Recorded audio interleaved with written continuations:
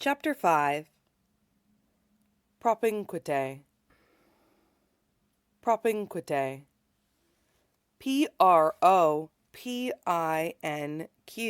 Propinquit. The state of being close to someone or something. Proximity. Late Middle English. Propinquity. Via Latin. Propinquus. Near. From prop. Near to.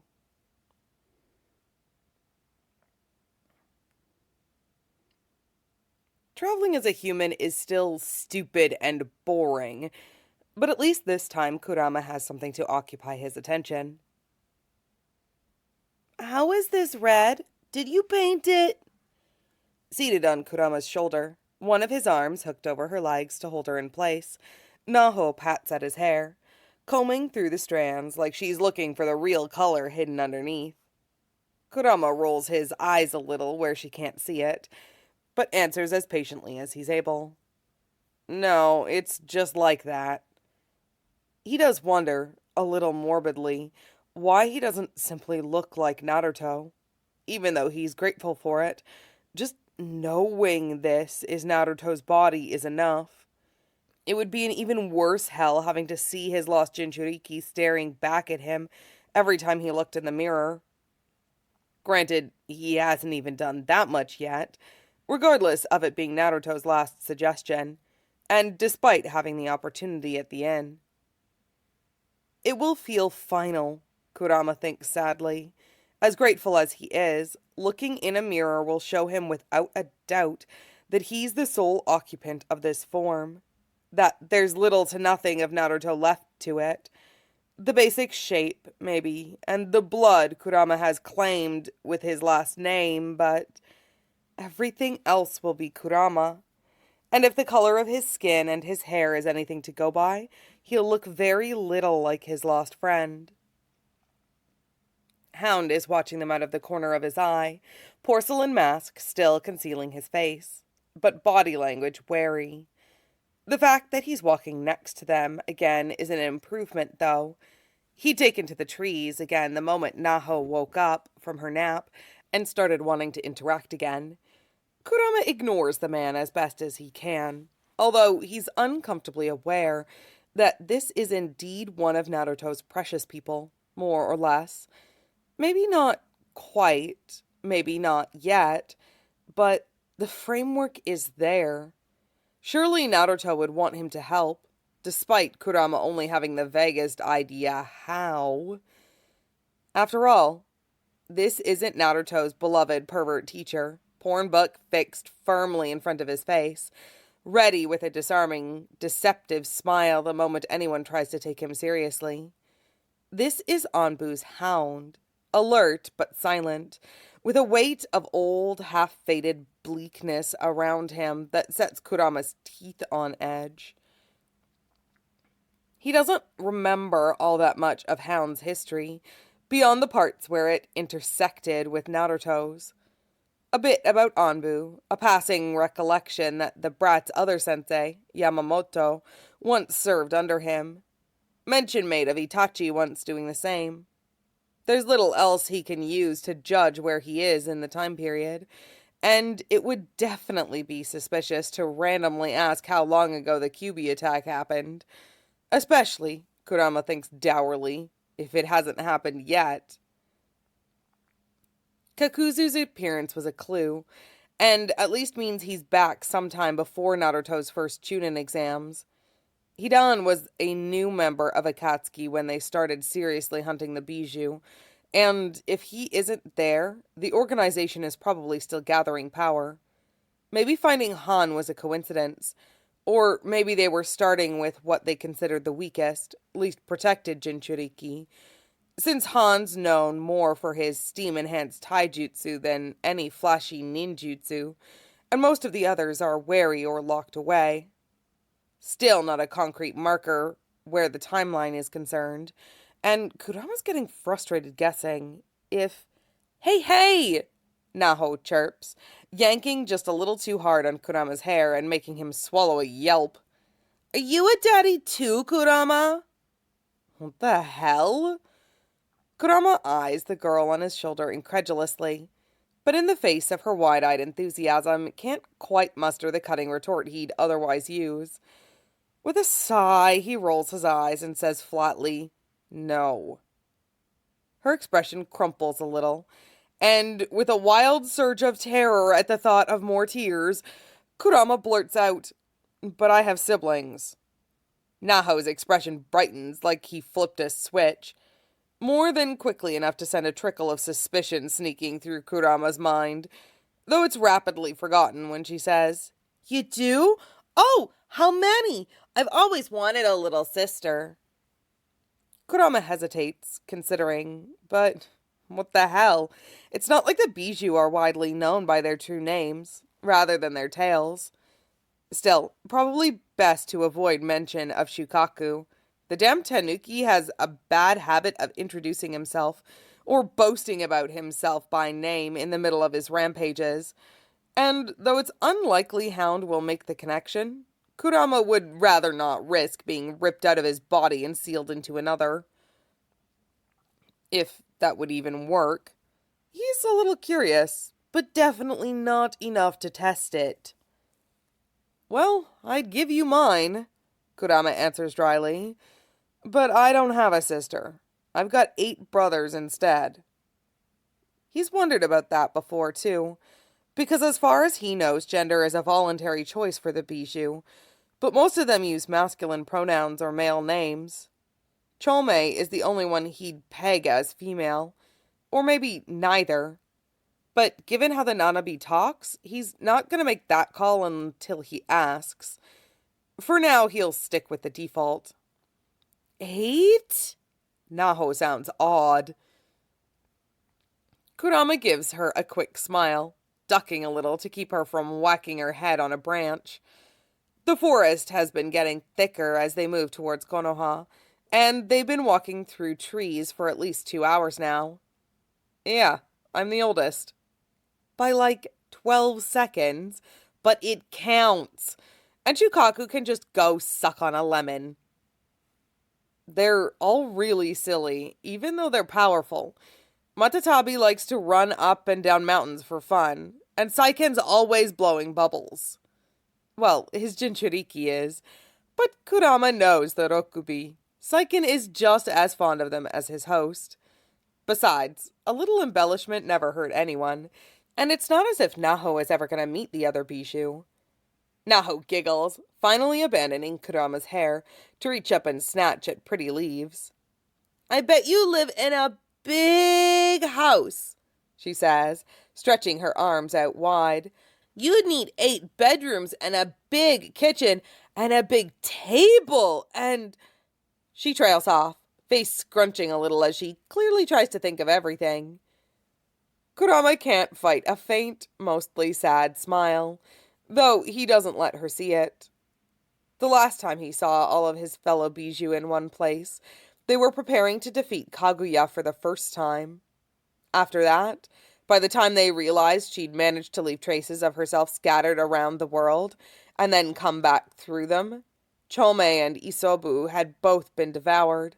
Kokuo had gone into hiding, though it hadn't helped him in the long run, and all the rest had tried to stand together and fight, but had been lured out and overwhelmed instead.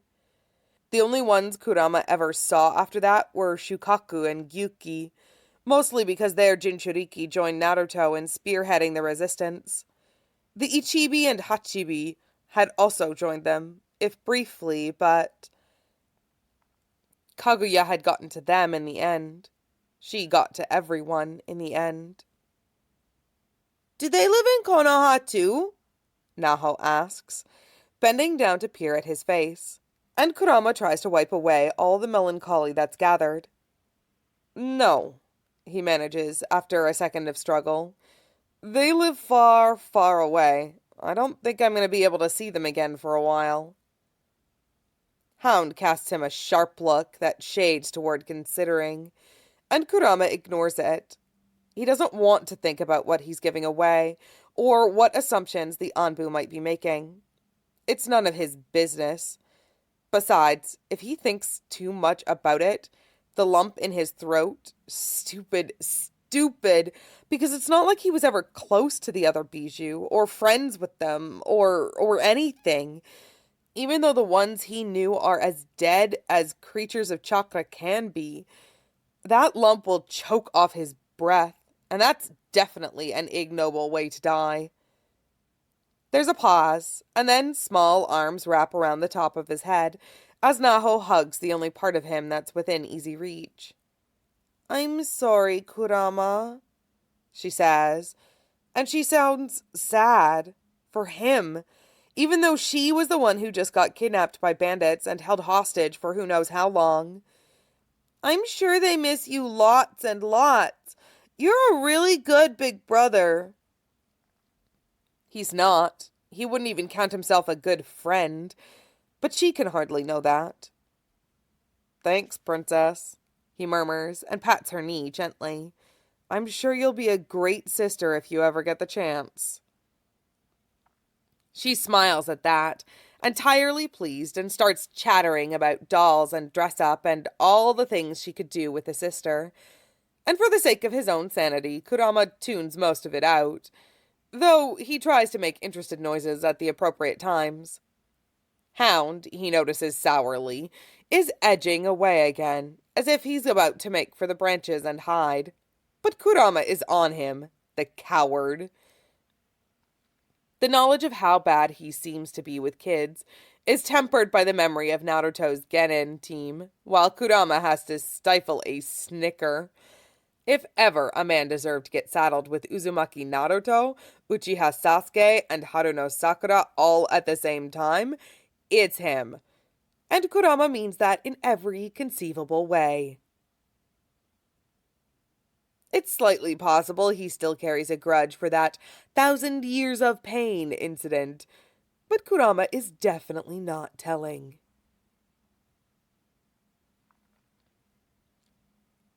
Kakashi has been Anbu for 6 years already. He's seen plenty of killers and even more desperate souls. There have been traitors and heroes and normal people struggling under the weight of their burdens. And with an effort, he's learned to read them all. The past leaves a mark, and Kakashi knows that better than anyone. It takes a certain kind of past, too, to make someone like himself, to create a man who can be a murderer in one instant and a friend in the next, with barely a heartbeat in between. There has to be darkness, pain, the kind of pain that you can turn on other people as easily as you can turn it on yourself. That you can swing like a sword even as you bleed crimson. An edge of viciousness, a touch of self-loathing, traces of "this is all I'm good for, so I might as well," as you watch the light fade from your victim's eyes. Burdens like that can be tempered, turned into a weapon to do what's right. But it's so terribly easy for them to fester. And when you lance the sore, the only thing that it weeps is death. Or maybe that's just him projecting. Still, he saw Kurama tear out a man's throat with his bare hands, then coo nonsense at a little girl with gore all over his skin. Kakashi is a shinobi, has been one all his life, but that was an impressive shift in priorities. Though perhaps it wasn't. After all, the men were dead before Kurama allowed himself to be anything but a killer, and Kakashi knows that mindset intimately. Were he not on a mission, he might have done the same. The work was finished, the girl was rescued, and it was all right to go back to being human instead of a weapon. Box up the monster, wipe off the blood, paste on a smile, and no one will ever know anything's happened. Kurama isn't dressed like a shinobi, but that switch alone tells Kakashi that he is one, without a doubt. There's a squeal, a cheerful shriek, and it takes effort for Kakashi not to grab for his Tonto. The other man casts him a glance that's probably meant to be amused, but doesn't quite manage it, thanks to the lines that pull tight around his eyes. Lines that say he knows exactly why Kakashi reacted as he did, and would join him if he had an ounce less pride. Even so, he tosses the little girl up in the air again, then catches her and says, "Doing okay, Naho?" "Yep," the girl laughs. "Do it again, Kurama." Technically, he shouldn't be here. Kakashi should have killed him the moment they came face to face, or at the very least knocked him out. He should have put the girl to sleep, then taken her and headed for Konoha as fast as he could, because this is a mission. There's no allowance for delays, especially when they take the form of mysterious strangers appearing out of nowhere. For all Kakashi knows, Kurama could be one of the bandits, or an enemy operative sent to capture the girl. But that first glimpse of him at the edge of the camp, wide, startled eyes, and then clear exasperation, didn't seem like the reaction of an enemy. Add to that the fact that he didn't understand basic shinobi signs, but caught the handful of Konoha Anbu code Kakashi threw in as a test, and then his strange ability to call up waves of force without so much as a hand sign, and it makes for a confusing picture. Kakashi hasn't forgotten Tenzo, hasn't forgotten Root, and Danzo's desire for shinobi with unique bloodlines. And if that wasn't some sort of Kekkai Genkai, Kakashi will eat his left sandal. After all, not only did he activate it without hand signs, but the redhead has claws. Small ones that look like fingernails, but even so. Kakashi saw them rip straight through unprotected flesh, and he's not about to underestimate them. Even though Kurama isn't carrying so much as a kunai, he's got the chakra reserves and ability to justify it. The little girl is talking again, but Kakashi doesn't bother to listen. After all, that's one of the reasons he allowed Kurama to come along. Let the redhead deal with the child. Even if he turns out to be an enemy, Kakashi is confident that he can handle the man. And even if he can't, he's certain he'll be able to hold him off long enough to grab the girl and get away. Besides, listening to her chatter reminds Kakashi of Naruto, and the fact that it's been weeks since he was in the village long enough to even take a passing glance at his sensei's son. He doesn't mind the missions, but he misses being on Naruto's guard.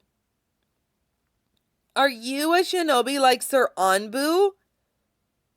the girl asks, loudly enough to catch his attention, and he gives the pair a sideways glance. Naho has migrated to Kurama's hip again, looking very pleased and very curious. And the other man has his eyes fixed forward, apparently pretending that he hasn't got a 4-year-old clinging to him like he's her new favorite stuffed toy. Kakashi hides an amused snort, though, judging by the faintly sour glance Kurama sends him, he didn't hide it well enough. "Not really," Kurama answers, and reaches up to tap his bare forehead. "No Hitayate, because I'm not working for any of the villages. That's how you can tell if a shinobi is your friend or not, princess." Unallied, then. It's strange, because even given just the handful of skills Kakashi has seen, Kurama would make a skilled jonin anywhere he wished to go. Some villages, especially the smaller ones, are always looking for fresh blood, and there's a certain level of prestige to the job. Yet more scraps of uncertainty to join the others, and Kakashi frowns, casting another glance at his unexpected companion. He remembers Kurama's reaction when the girl admitted to being scared, remembers the grief that showed for half a heartbeat before he shoved it away. Grief like that? Kakashi understands it all too well. Desolation, sorrow, aimless fury. My world ended, that expression says. I understand your fear. My world ended and I'm the only one left. Though maybe that's him projecting too. "Like the leaf," the girl chirps, drawing an exaggerated swirl in the air. The shinobi that came to get me had leaves on their headbands. Kurama blinks at her, brows lifting faintly in surprise, and then glances up at Kakashi questioningly. Kakashi ignores the look. If Kurama is an enemy, he'll already know the girl's circumstances. If he isn't, there's no need to tell him. Mouth tightening with clear aggravation, Kurama drops his eyes back to his passenger and manages a faint smile. Kakashi wonders if the girl can see how awkward it is, if that's the reason she's asking distracting questions and rambling. It wouldn't be a surprise, given her mother's identity. Geisha are brilliant at that kind of thing. Yeah, Kurama allows, boosting her up a little higher on his side. Kakashi estimates just how long he's been carrying her without a break, and adds above average strength to the growing list of abilities. A leaf means Konohagakure. They're the ones your dad hired, so you can trust them. There's a lot of good people in Konoha. That's a very broad statement for an unaffiliated shinobi to make. Kakashi lifts a curious brow, half wishing he could ditch the mask, pull out his icha-icha, and use that to cover his sideways glances. Anbu masks are hell on peripheral vision, and he's definitely wary of this stranger. Wary and interested, because bits keep showing through, between his skills and his knowledge and his name, and surely any cover story worth using wouldn't leave quite that many questions behind. From there, the logical belief would be that it's not a cover, but Kakashi has been a shinobi too long to simply let himself believe that. The name alone is jarring. Kakashi isn't certain that his heart has entirely recovered yet from hearing it fall so unexpectedly from the man's lips. This man especially, he thinks, casting Kurama another sideways glance. Because the blood-red hair aside, Kakashi would have mistaken him for a Kumo native. He has the same dark skin, although deep red eyes are more usual. It's not like villages have never intermarried, but there aren't supposed to be many Uzumaki left to intermarry with. Uzushio Gakure is 25 years destroyed now, and thanks to scavengers, has been almost completely stripped of all traces of what it was. The ruins are most likely rubble and bones, and the village's few remaining people are scattered. Uzushio was always a small village, hardly a fraction of Konoha's size, and the Uzumaki clan made up the bulk of its shinobi. When the village fell, so did they. Maybe one or two survived, lost in other countries, but to meet one is entirely unexpected. Too convenient as well, given who Kakashi is and who trained him. Given that, had things turned out differently, he might as well be an older brother to the Kyubi Jinchuriki, given who lives in the village they're headed for. Kurama's indignation when he suggested knocking the girl out was genuine. Kakashi could see it on his face, read it in his eyes, clear as day. The redhead isn't practicing hiding his emotions, or he just doesn't care to. Like with Kushina, everything he feels is reflected on his face, and Kakashi is skilled enough at reading people to know that it isn't faked. It's too awkward, too quick a reaction. The truth behind it is painfully obvious, and yet, maybe it isn't a front, but it's certainly an odd coincidence. Kakashi has long since stopped believing in coincidences. So, Kurama's knowledge of Konoha's specific Anbu code, his presence here on Kakashi's mission, his odd ability, those all say root, or danzo at the very least.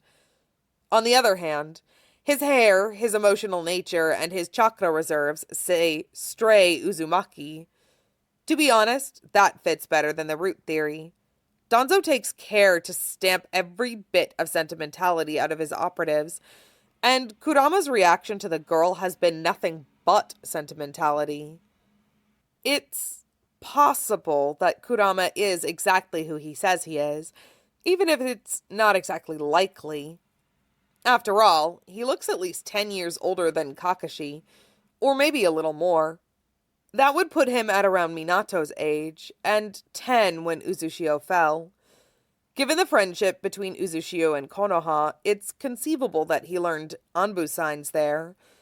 It would also fit the claim that he's not exactly a shinobi, the loss of his village meaning he was never promoted, and his claim that Konoha is full of good people. Surely only an ally would say something like that. And they live far, far away. I don't think I'm going to be able to see them again for a while. Kakashi knows loss when he hears it, and that was clear. A whole family, 9 brothers, dead or so thoroughly scattered that there's little hope of reuniting. That certainly sounds like the aftermath of Uzushio's destruction. Of course, this is all speculation. Kakashi could be wildly off the mark and leading himself further astray with every conclusion. It makes sense, though, and while it doesn't quite quell Kakashi's suspicion, well, it gives him an excuse for dragging the man along with him that the Sandaime will buy, beyond, but, small crying child, ew! 60-40 odds, Kakashi thinks, somewhere between morbid and reluctantly amused, that Sarutobi accepts it without booting him out the window.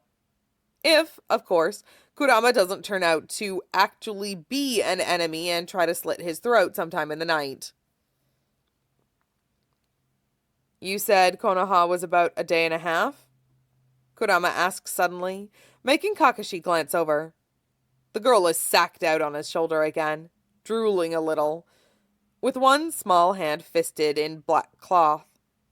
Ostensibly, Kakashi should find the image cute. As it is, he's just glad she isn't drooling on him. About, he confirms after a moment. They've been walking the entire day, but given the child, it's an easy, practically boring pace.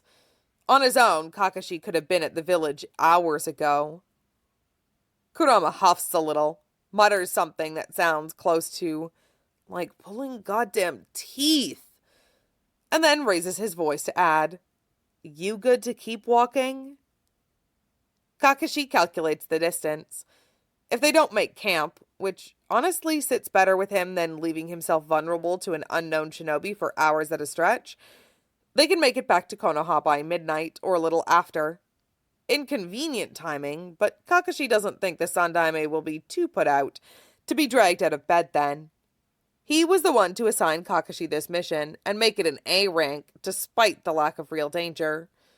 Though Kakashi supposes that's more or less required when Fire Country's daimyo asks you to take care of something personally. Sure, he agrees, then stiffens as an unpleasant thought occurs to him and casts Kurama a wary sideways glance. Apparently able to read his trepidation clearly despite the mask, Kurama blows out a short, aggrieved sigh, rolls his eyes, and says with exasperation, Get that look off your face, hound. I'm good to carry her so you can stop looking like you're about to wet your pants at the thought of us trading. Ma, Kakashi protests, a little of the Anbu composure he tries to keep finally slipping in the face of this grave offense. I'm concerned about her comfort. She looks so much happier with you, that's all. I'm sure, Kurama says dryly, entirely skeptical, but he doesn't attempt to call him on it. Instead, he simply shifts Naho a little higher on his shoulder and picks up his pace. There's another faint mutter, more incomprehensible than the last one, and Kakashi glances at him curiously, despite the fact that Kurama doesn't seem inclined to clarify. You like children, then? Kakashi finally offers, a poor attempt to break the silence, but all he can really think of. It earns him another soft snort, and Kurama looks away. No, he says flatly. They all turn into snot-nosed whiners eventually, but she's been through a lot. Figure I can put up with her clinging to me for a bit if that can make it better. Kind, Kakashi thinks without meaning to, turning his own gaze to the path ahead. That's probably a mark in the not root column then. He remembers Kushina's kindness was much the same way, given offhand and with much indignation when anyone called her on it, but always there nevertheless. Maybe Kurama really is an Uzumaki. Maybe he really is who he says he is. Kakashi thinks of Naruto, lonely outcast in a village that should love him, and feels a faint tremor of foreboding slip down his spine. If that's Kurama's aim, if getting close to Naruto is his goal, if he wants that just to have influence over the Kyuubi Jinchuriki, Kakashi will gut him without hesitation or regret. Naruto might never know who Kakashi is, might never understand what they could have been, but he's Minato and Kushina's son. He's family. Kakashi will be dead and buried before he ever abandons his family again.